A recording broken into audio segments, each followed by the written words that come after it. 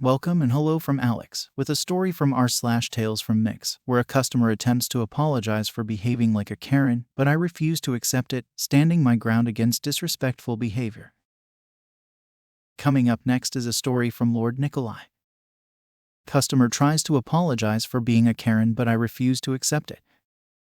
This happened a few years ago. At the time, my store offered 1-hour photo processing, and I was the head photo tech in our lab. This did not make me a manager in any way, but I had just been in the position for years at this point.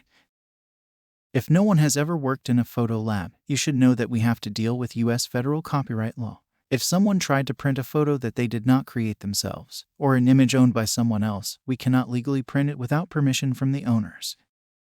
The customer that came in had several images of Disney characters that she claimed to have bought off of Etsy. Regardless of where she bought them, Disney characters are a big no-go on the copyright scale. We can't even print those novelty photos you get taken at the park without a release. I tried to refuse her images, and she starts throwing a fit. I expected as much. Most people have issues when I don't let them have their photos without understanding the rules we have to follow. Normally, just explaining it to them is enough to get them to calm down.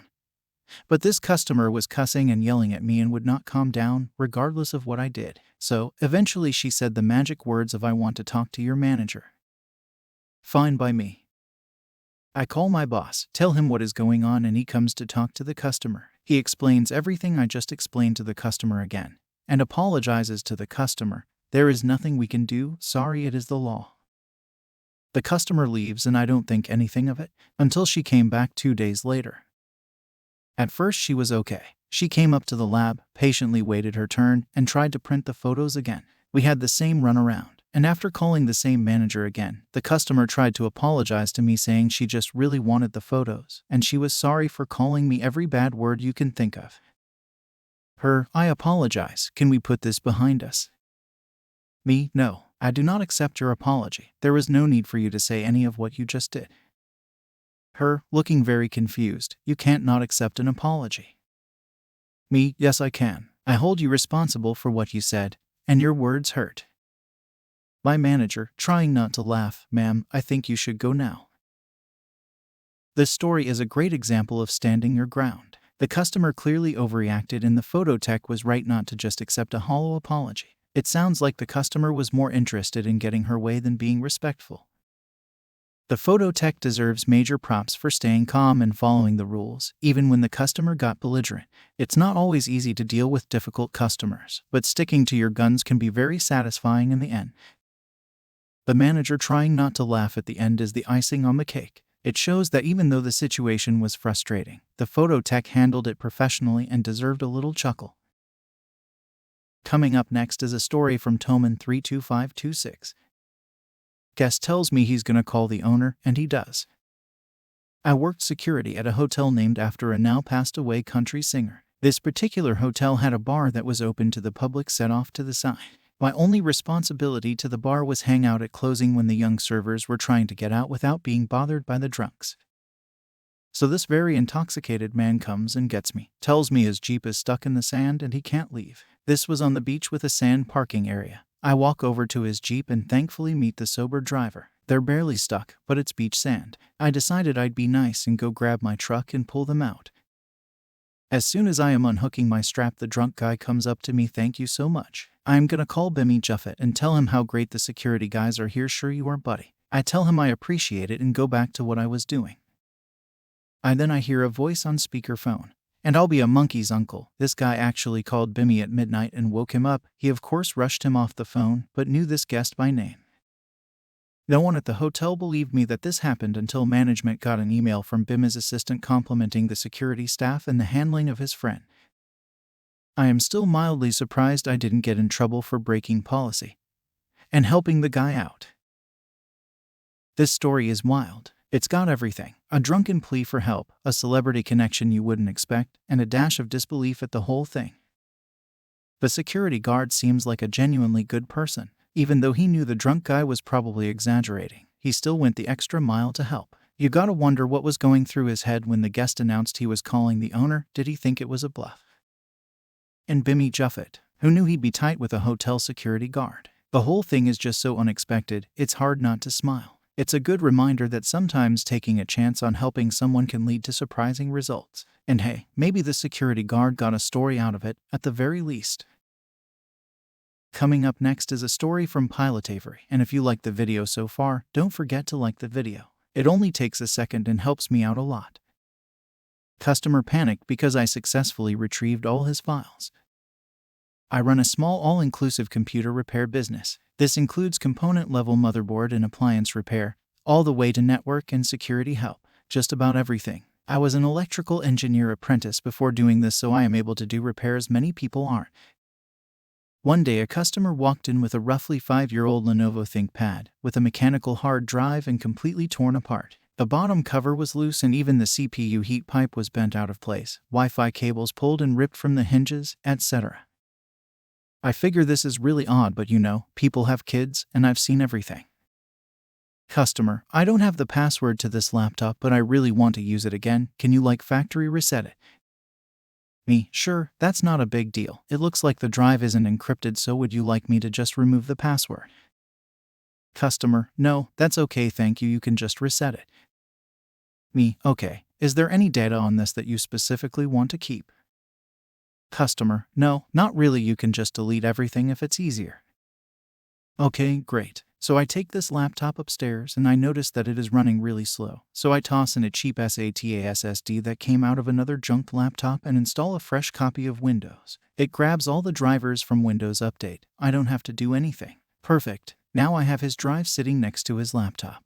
And while his laptop is a pile of junk, it does boot up and work and the Wi-Fi connects, which means he can browse the web with it. Great. Just for good measure, I plug in his hard drive and browse to his user folder and drop it onto the desktop of the new installation. So I call him back to let him know it's ready. Hey, your laptop's ready. I was able to move all of your files over to the desktop, but you'll have to see what you want to keep and get rid of. Just wanted to make sure you still have access to them in case you change your mind about it. Oh no, it's not mine. I found the laptop. I don't need any of the files on it. Actually, I don't really need it. You can just keep it. I think I'll just buy another one anyway. Are you sure? I got it all ready to go for you and it's a pretty nice little machine, given the condition. You can still use it on a desk to browse the web. No man, really keep it. It's not mine. I don't need it. I found it anyway and I have no idea what's on it. This is just weird to me. I've never had a customer ask me to fix a computer and then panic while telling me he doesn't want it anymore. So I dig around in his user folder, and basically among a bunch of school files and Word documents is a hidden folder called Adult-Oriented Videos. Okay, now I am thinking that I might find something very wrong and might have to report him. Nope, it was internet links to a super common video hub for enticing online videos, and a couple videos from a well-known actor downloaded through an online video downloader. Nothing to bat an eye at. The way that he panicked over the phone when I told him I was able to successfully retrieve his data was something I had never seen before. Edit. Those of you who work in the corporate side probably are thinking that these practices sound wrong. If you've only ever worked in corporate, then you understand how important it is to follow stringent procedures. And then there are those of you who work on the customer-facing side, dealing with walk-ins. And to all of you, you guys get it, most of the time. And I mean honest to God, literally more than a half. Customers who say they do not need their data ask if I was able to successfully back up anything for them. Even if they said they don't want to pay to get it off, they will still ask if I was able to at least save their bookmarks or photos or whatever. If I don't, I met with a disappointed "oh fuck, well I guess that's fine, but it really sucks that I had those family photos on there, etc." For those who work more on the corporate side, let me explain why. Customers are stupid. It's very often that a customer says they don't need anything and it's okay if it gets wiped. And then they are upset when their bookmarks are gone or are disappointed I wasn't able to save their data. Usually they just mean they don't want to spend billable hours on it. Also, more than 50% of the time, the customer ends up asking if I was able to retrieve their bookmarks, or at least their photos, or at least their TurboTax data, after the fact. I didn't even keep a copy on my own drive. I simply moved it over onto his own computer again. If he had explicitly asked me to delete everything and factory reset it so it's fresh, then I wouldn't have even bothered to copy the data. But he came to me specifically because he said he forgot the password, which implies that he was using it for work and stuff. Also, asking if there's anything you need on it, and answering no, is different than coming and saying, "Hey, I would like you to delete the files on this, please." He didn't even ask me to delete the files, really, until I asked how important the data was to him. Most customers just answer, "Oh, you can delete it," regardless of how important it is. If you know, you know. Wow, that was a roller coaster ride. The customer sounds incredibly shady. They bring in a beat-up laptop they clearly don't own, act nonchalant about the data, then panic when you recover it. Makes you wonder what they were really trying to hide. Maybe more than just a folder of adult-oriented videos. The repair technician seems like a patient soul. They go above and beyond to not only fix the laptop but also recover the data, even though the customer keeps saying it's not important. You gotta wonder what the technician was thinking when the customer suddenly didn't want the laptop anymore. The ending bit about customers and data is interesting. It's true, people often say they don't care about their data, then kick themselves later when it's gone. Maybe the technician is including that to warn others to be clear about what they want. Coming up next is a story from PizzaBoy420. The Jesus Table. You know the type. Clean-cut, beautiful wife and kids, a little too well-dressed for a Moroccan restaurant on a Sunday afternoon. It's a Jesus table. Nothing wrong with that, as long as I get a tip and not a chick tract. I am busting my ass this particular Sunday. I am the lone server at this place known for its 5-course Moroccan meal of tagines and fig desserts with the occasional belly dancer. The kids love the belly dancers, and the dads usually do too. It's like a parental guidance strip club of 5-year-olds stuffing bills into the dress of an undulating lady. And of course, about half of these girls dance downtown as well. The belly dancer is doing her routine, and I am rotating 6 different tables through different parts of THR 5-course meal while dressed as an extra in Raiders of the Lost Ark when the Jesus table finishes dessert and tips 20% on card. I see the father of this holy family of 5 pull out a crisp $20 dollar bill and brandish it aloft while staring at me, not those bullshit ones with the prayers on them, genuine American fiat. I approach between running a bacilla and clearing a course to see what's up. He says, "Now young man, we have already paid and tipped for your wonderful service, but we would like to offer you this bill for a moment of your time." I can hear Antonio calling for me. My eye twitches, but an extra $20 ain't bad at this spot. We'd like to say a prayer with you. I went to Catholic school but am not a big practicer. But damn if I didn't grab their hands and lead them through and out Father faster than a battlefield chaplain. I snatched the 20 and thanked them. And for once, thanked my parents for sending me off to be taught by nuns. Wow, what a roller coaster of a story. The dynamics at that Moroccan restaurant sound like a scene straight out of a movie. It's intriguing how the writer paints the picture of this Jesus table and the unexpected turn of events with the prayer offer, the server's inner conflict and eventual decision to lead the prayer, all while balancing the chaos of the restaurant, adds a layer of depth to the narrative. It's a fascinating glimpse into human interactions and the unexpected moments that can unfold in the service industry. Coming up next is a story from ThrowawayYTChannel. Cashier texted me. I didn't give him my number. Really not sure what to think here, divided by. Today I was grabbing lunch at a restaurant on my university's campus. They have a little kiosk where you place your order, pay, put in your name and phone number. So I did it as per usual and went to go stand by the counter to wait for my food. As they're making my food, it's one of those buffet-type, bowl-building places. One of the workers calls me over by name. I assume she knows my name because I am the only one waiting, and my name's on my order. The lady is older, and she seems sweet. She's kind of nudging the male worker next to her, telling me he thinks I am beautiful and telling him to introduce himself. He tells me his name. I politely say it's nice to meet them, smile, etc. As I am leaving, I overhear them talking about me some more, and I don't think much of it aside from feeling flattered.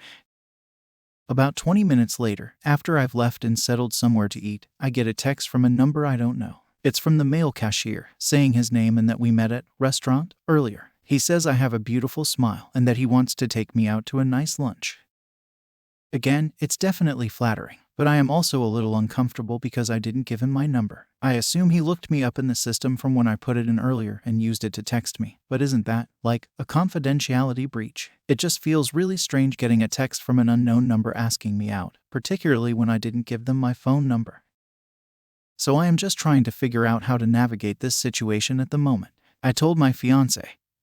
He's a total angel and told me not to respond and that I should report the cashier to the restaurant for finding and utilizing my personal info like that. Personally, I am not sure the situation is that severe. I am thinking maybe the cashier was just shooting his shot and doesn't deserve to get in trouble. But I am sort of clueless when it comes to these kinds of things. Lol. Is this normal? Is this weird? Am I overthinking? Should I be doing something or let it be?